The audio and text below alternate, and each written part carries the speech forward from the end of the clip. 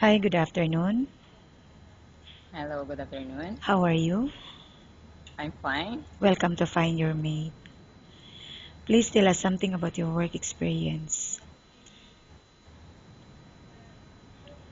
I'm working before housekeeping for 3 years in Abu Dhabi National Hotel, and then I come back now as a tourist, a visit visa. Okay, and when it is expired? Expired is September 3. Okay, and how much salary are you looking for? I think 1,008 to 2,000. Okay, so are you married or single? I'm single, but I have children. How many children do you have? 5. Who will take care of them? My mother and my Does anyone sister. help you to support them financially? My husband, but my husband, I'm not married to my husband, but I have children. Yeah.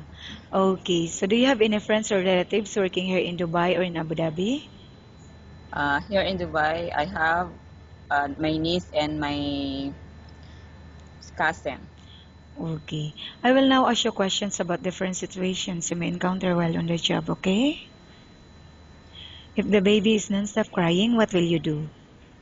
Of course, I gave advice, and then I'm dancing, and then I showed I watching the TV. If how old are you?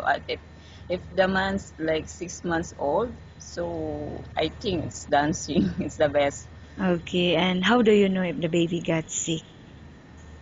I check the temperature first, and then if we have a fever, like this, I give a first aid, and then I give cold towel and the head, and then I ask my madam if I give them a good medicine.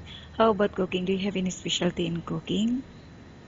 Especially I'm cooking now I'm Filipino, but like for the baby, I'm cooking like hot dog, and for easy like ham like this. Okay, how about in cleaning the house? Which area do you usually start working in? Now I'm starting off like room. Then after my last is the floor like Okay. that. And how do you clean the toilet? Can you give me an example? Yes, I'm expert about the toilet because I'm housekeeping for 3 years. Yes, so can you give me an example? I'm the best. I was out all the wall, and then the wall, and then all toilet seat. I put all clean. I was out for wash out. Okay, why do you think you should be hired? I'm trustworthy. I'm energetic, and of course I know I'm trustworthy, and of course I'm nice for the baby. Okay, thank you. Nice talking with you and have a good day.